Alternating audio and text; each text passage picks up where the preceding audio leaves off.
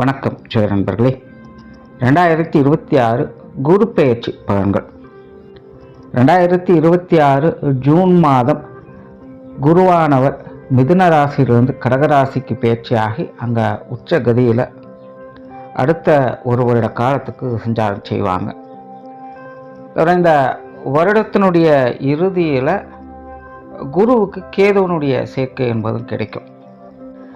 பொதுவாக ஜோதிடத்தில் எந்த ஒரு கிரகமே உச்சம் பெறக்கூடிய நிலை அப்படிங்கிறது விசேஷமாக பார்க்கப்படும்.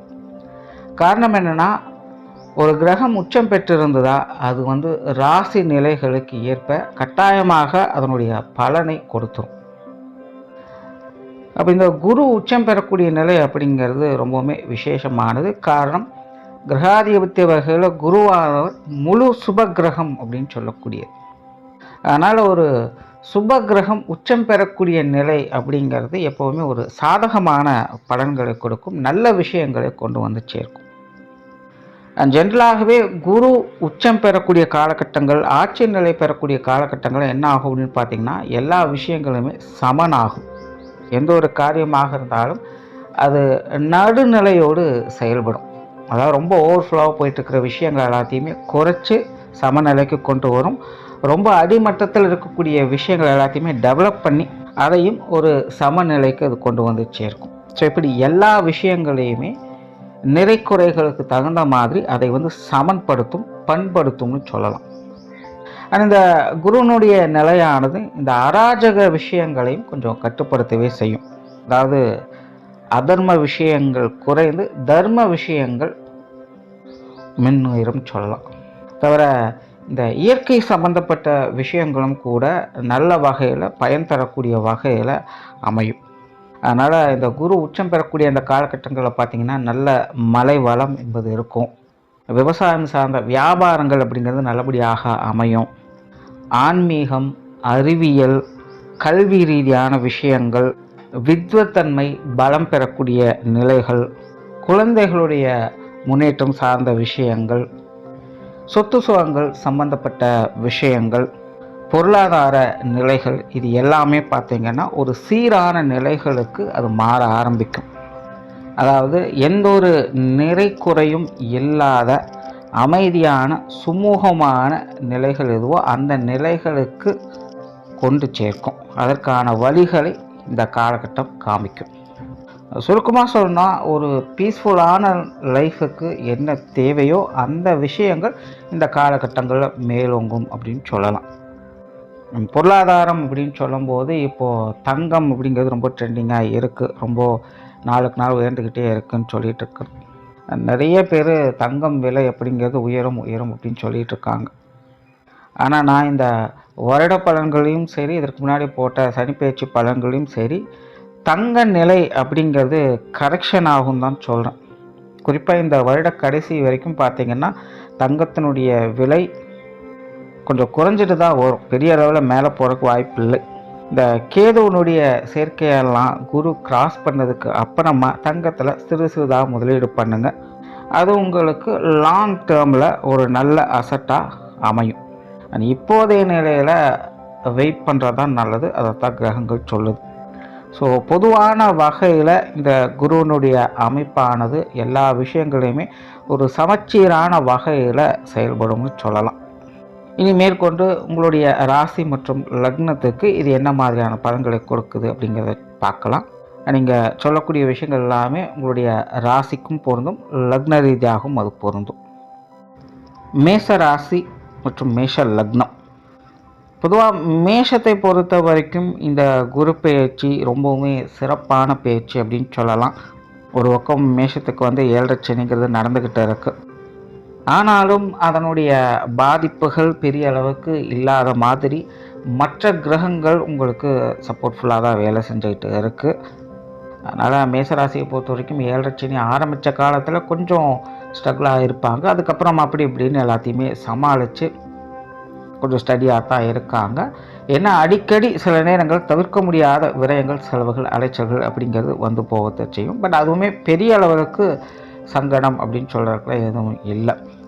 அந்த வகையில் இப்போ வரக்கூடிய இந்த குரு பெயர்ச்சி அப்படிங்கிறதும் மேசராசியை பொறுத்த வரைக்கும் ரொம்பவுமே ஒரு பெனிஃபிட் தரக்கூடிய வகையில் தான் அமைஞ்சிருக்கு.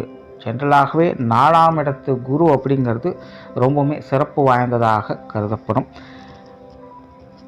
அதிலும் மேஷத்துக்கு இது உச்சம் பெற்ற நிலைகளில் இந்த அமைப்பு செயல்படுது அப்படிங்கும்பொழுது மேஷராசிக்காரங்களுடைய வாழ்க்கை நிலை அப்படிங்கிறது கண்டிப்பாக முன்னேற்றம் பெறக்கூடிய காலகட்டமாக தான் இது இருக்கும். உண்மையிலே மேஷராசிக்கு இந்த 7 சனி மட்டும் இல்லை அப்படின்னா மேஷராசிக்காரங்க கொடி கட்டி பறப்பாங்க அப்படின்னே சொல்லலாம். அதாவது அந்தந்த வயது நிலைகளுக்கு ஏற்ப அவங்களுடைய விஷயங்கள் காரியங்கள் ஒரு முன்னேற்றத்தை நோக்கி போக செய்யும்.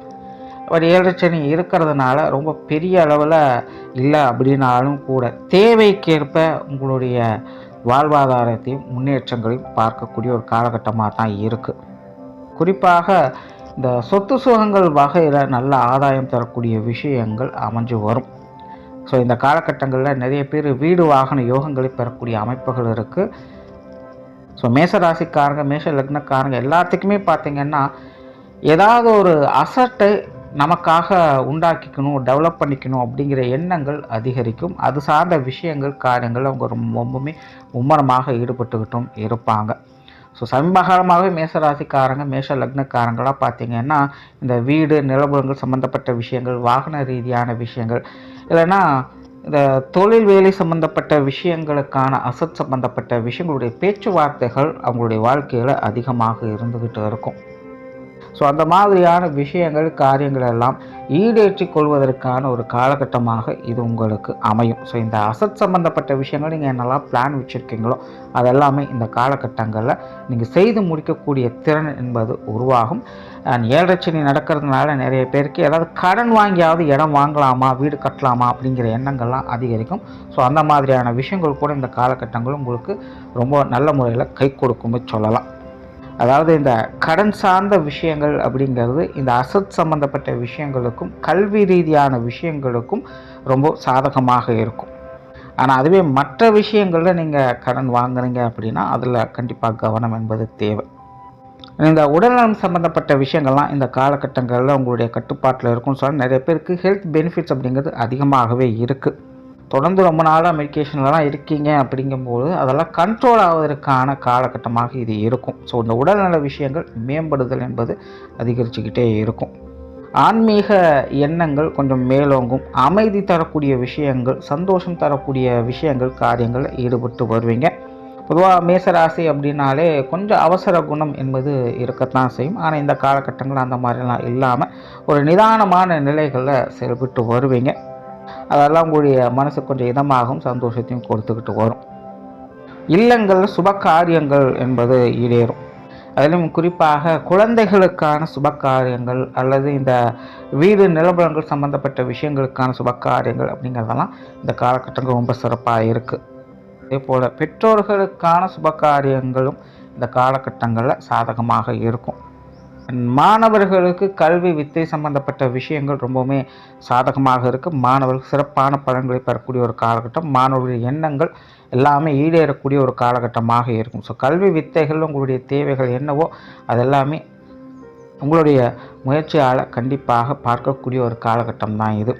அப்படி 7 சனி நடந்துட்டு இருக்கிறதுனால மாணவர்கள் அப்பப்போ கொஞ்சம் அசால்ட்டாக இருந்துருவாங்க. அதை மட்டும் கொஞ்சம் பார்த்துக்கங்க.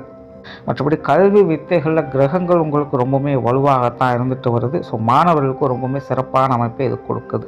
குறிப்பாக மேல் படிப்புகள் அல்லது ஒன்றுக்கும் மேற்பட்ட பட்ட படிப்புகள் பெறக்கூடிய நிலைகள் அப்படிங்கிறது இந்த காலகட்டங்களில் மேஷராசி மேஷ லக்னக்காரங்களுக்கு உண்டு. அண்ட் கெரியர் பேஸ்டான விஷயங்கள்லையும் இது ஒரு சாதகமான நிலைகளாக தான் இருக்கும். ஸோ பெரிய அளவில் ஸ்ட்ரகிள்ஸ் இந்த மாதிரி விஷயங்கள் இருக்காது. போட்டி பொறாமைகள் அப்படிங்கிற இந்த காலகட்டங்களில் குறையும். இடமாற்றங்கள் போன்ற விஷயங்கள்லாம் இந்த காலகட்டங்கள் கொஞ்சம் சாதகமாக அமையும். ஸோ இந்த கெரியர் பேஸ்டான விஷயங்கள் பெரிய லெவலில் தொந்தரவுகள் இல்லாமல் ஒரு சுமூகமான விஷயங்களாக இந்த காலகட்டங்களில் அமைஞ்சு வரும். குறிப்பாக இந்த வெளியூர் மற்றும் வெளிநாடு சம்பந்தப்பட்ட விஷயங்களில் மேஷராசி மேஷ லக்னக்காரங்களுக்கு ரொம்ப சிறப்பான அமைப்புகள் என்பது இருக்குது. நிறைய பேருக்கு இந்த வேலைகளில் பதவி உயர்வுகள், சம்பள உயர்வுகள் போன்ற விஷயங்கள்லாம் கிடைப்பதற்கான வாய்ப்புகள் இந்த காலகட்டங்களில் அதிகமாகவே இருக்குது. குடும்ப வாழ்க்கை அப்படிங்கிற இந்த காலகட்டங்களில் சீராக இருக்கும். குடும்ப உறவுகளுக்குள்ளேயுமே ஒரு ஆதரவான நிலைகளை பார்க்க முடியும். அதனால் குடும்ப விஷயங்கள், காரியங்கள் எல்லாமே ஒரு சாதகமான நிலைகளாக இந்த காலகட்டங்களில் இருந்துட்டு வரும். ஸோ ஓவராலாக மேசராசியை பொறுத்த வரைக்கும் இந்த குரு பெயர்ச்சி உங்களுக்கு ஒரு ஃபேவரான பேச்சியாக தான் இருக்க போகுது. அதனால் அவங்கவுங்க வயது நிலைகளுக்கு ஏற்ப நல்ல முன்னேற்றங்களை பார்க்கக்கூடிய ஒரு காலகட்டமாக இது உங்களுக்கு அமையும். நன்றி, வணக்கம், வாழ்க வளமுடன்.